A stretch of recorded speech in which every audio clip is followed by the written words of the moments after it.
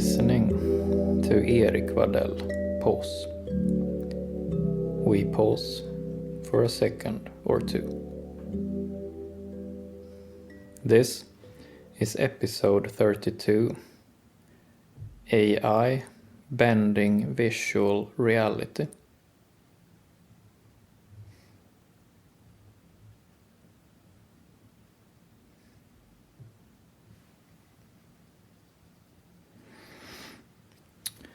When we are online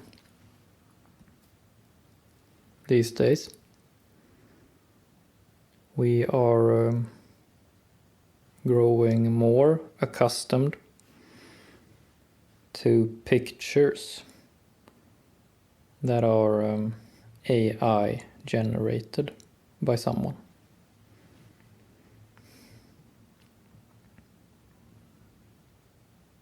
So basically, anyone can use this AI software to type in some kind of commando, some kind of task, and this AI program will generate pictures based upon the command.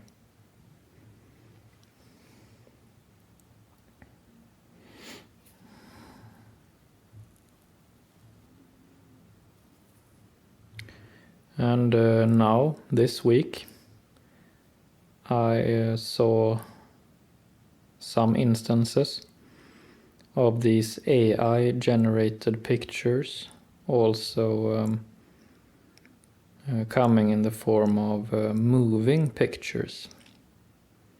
So not just images, but also video.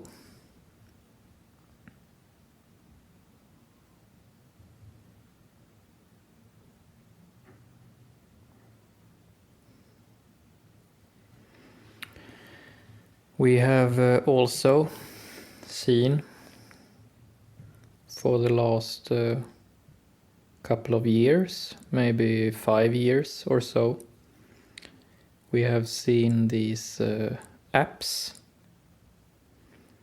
on the phones where we can make AI generated changes to our own faces.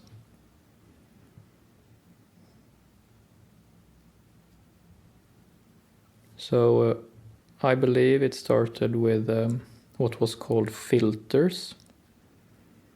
So it was like some filter was put upon our selfies. And from there has been growth of more and more options of ways to manipulate and bend how the visuals of our own faces look.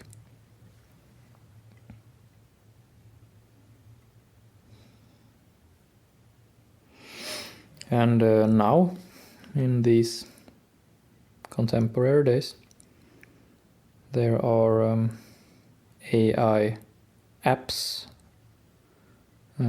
which allow people to, in real time, bend how they look, so that we may look like anyone and no one.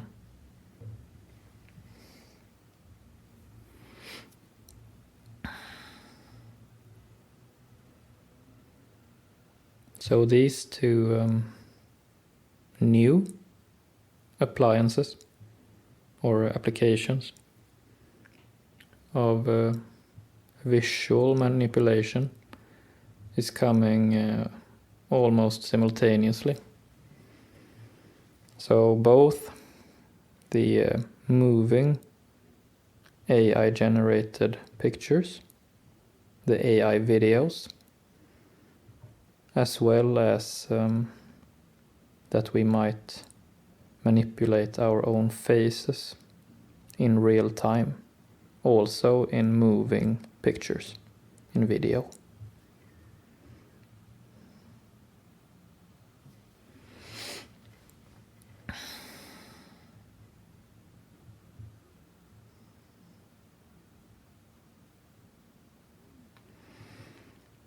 The use of this new technology is already widespread. So it is very new, but quickly becoming commonplace.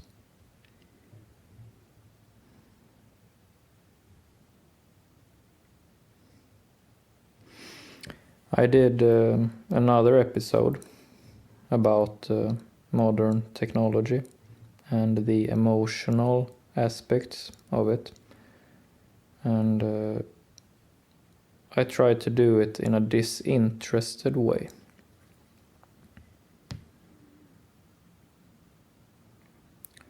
And I will try to do the same today with this topic.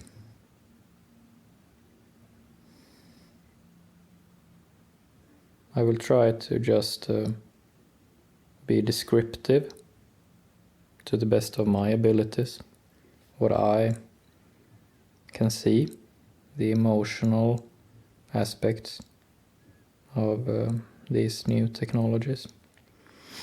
And I will try to minimize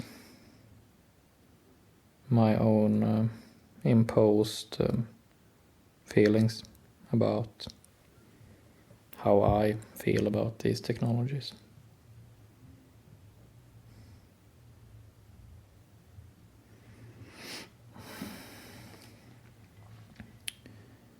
The title of this episode I chose to name AI Bending Visual Reality. And I will choose to focus on our own faces, our own appearances.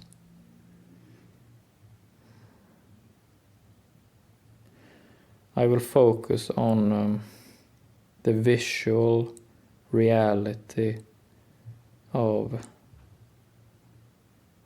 the most personal thing we have, our own face.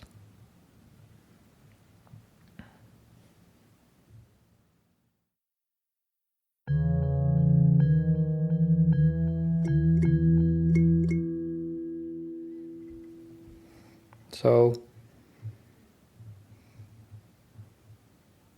when we wake up in the morning and we brush our teeth, we can see ourselves in the mirror. And when we go out and meet with people, the first thing they will recognize as they meet with us is our face.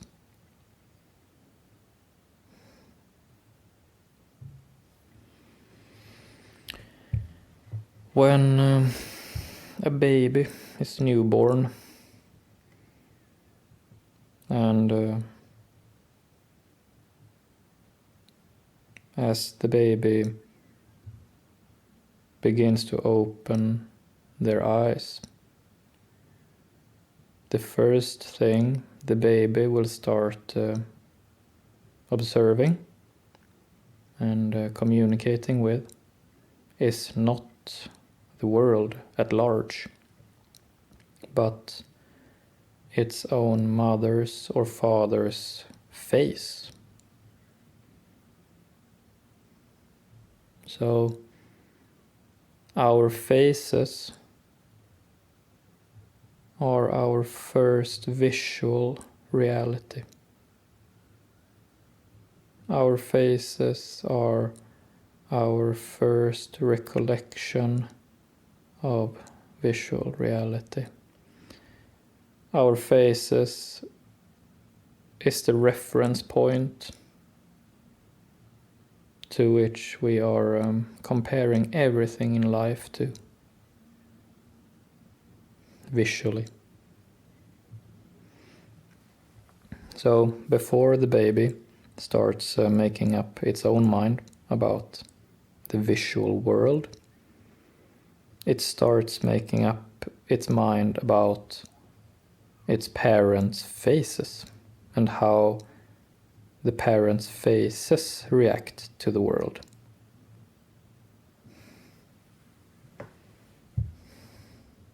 So, at some emotional level, I imagine that faces can have even a stronger emotional significance to us than the real world, or the rest of the world, if you will.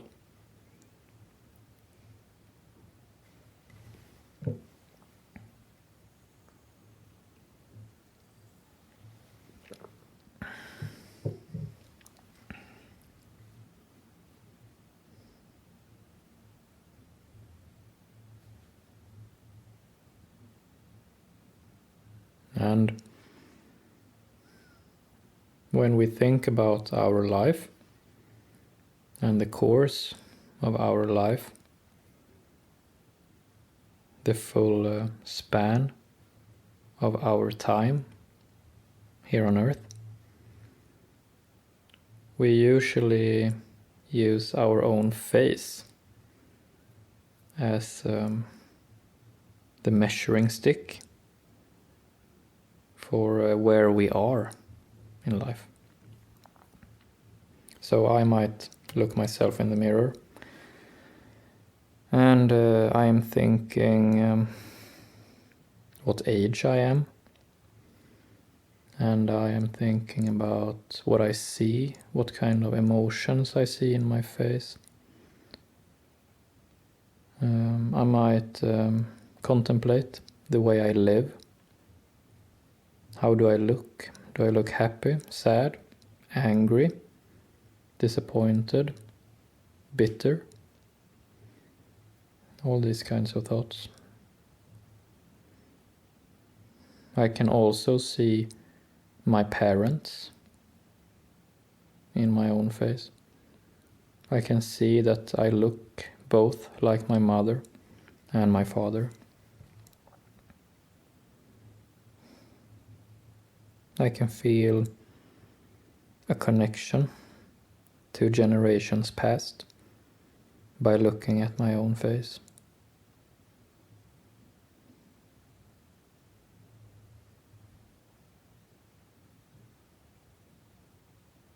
I can tell myself things with my own face. I can make faces, so to speak, and communicate to myself what kind of attitude and intention I have. I might look stern and stoic, or I might make an optimistic face, a compassionate face,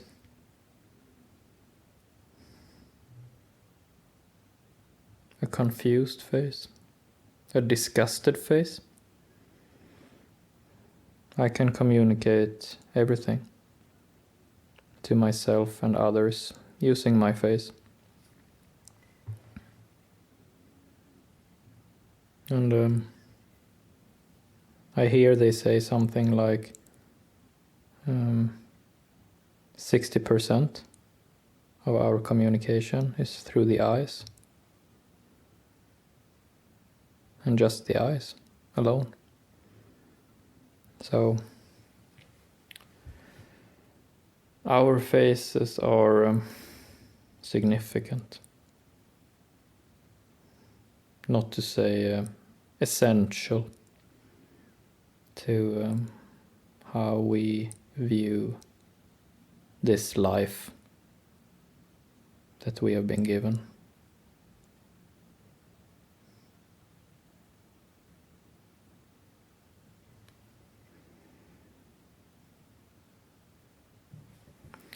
So now, when different actors are starting to use AI to bend our faces, they are bending a lot.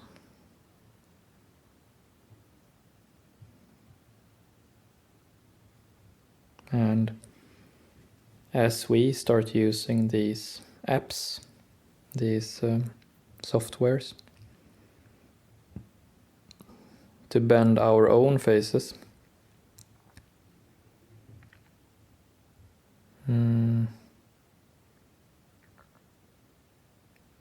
we experiment on a very deep level.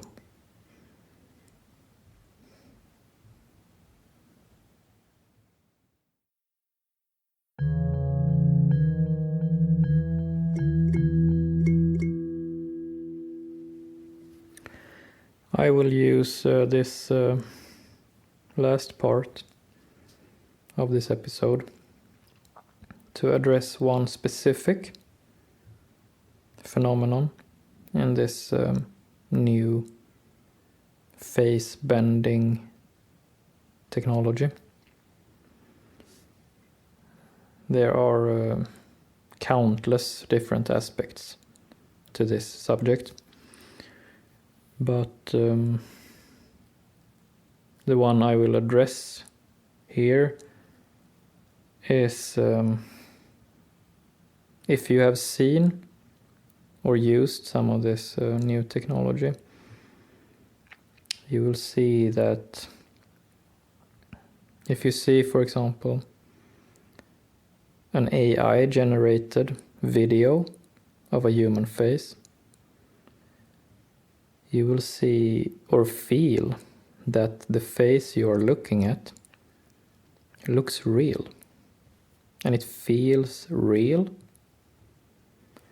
But at the same time as it feels real, there are these slight irregularities and slight mismatches and slight oddities about how the face moves, how the different parts of the face fit together,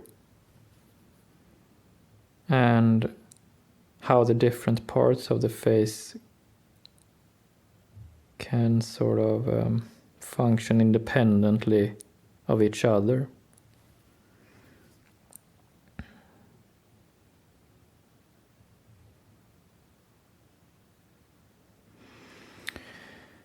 And the same is true when we use these face bending apps, when we take selfies or video selfies and look at our own manipulated face in the display.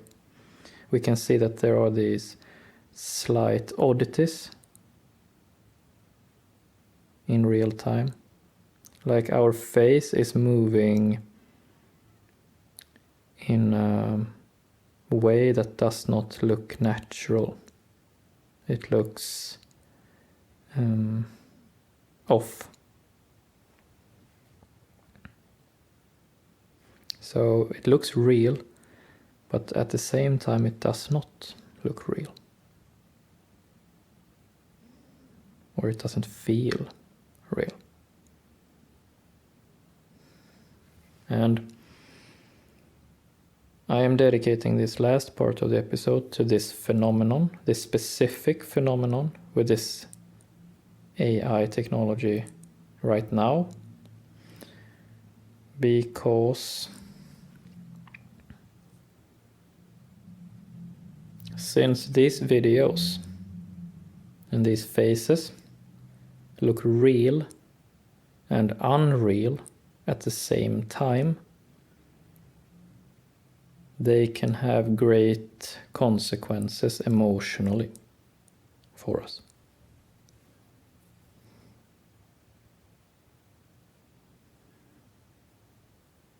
So,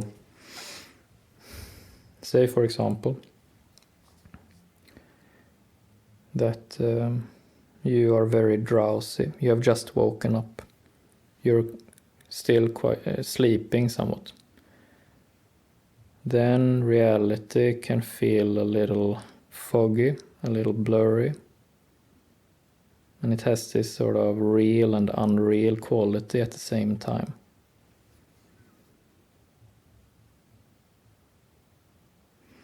And these AI videos have the same sort of intoxicated feeling.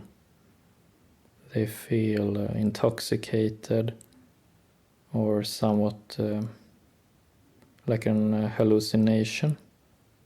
They look real, but dreamlike. They look fictional and non-fictional at the same time.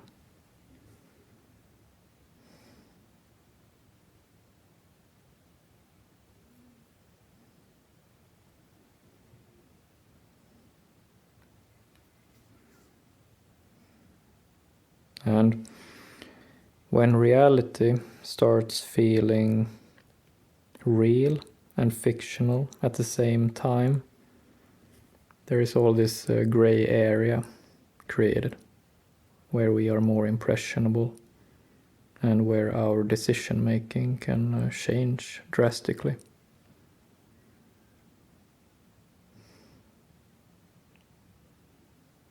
And if you couple this fact that this technology is sort of bending visual reality between what feels real and what feels unreal, if you couple that with the things I said in the beginning of this episode, how our own face and our faces have this deep visual significance to us. The first thing a baby sees in the world is the faces of its parents. And when we look ourselves in the mirror, we sort of think about our life and our parents and our children and our place in life. And this is the place where right now, for different reasons, people use AI to blur visual reality between what feels real and what feels fictional.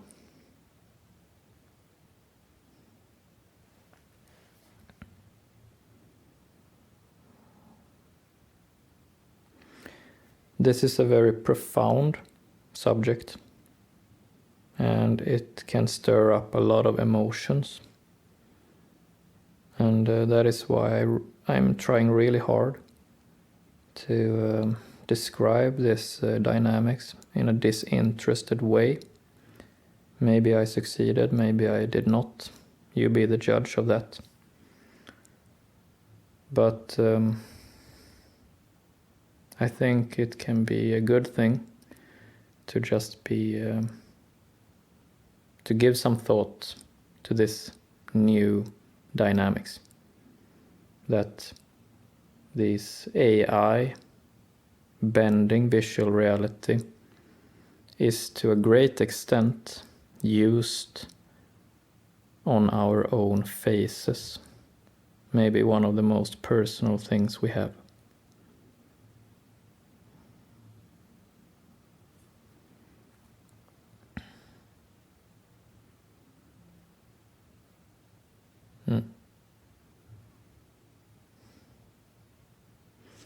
That is it for today.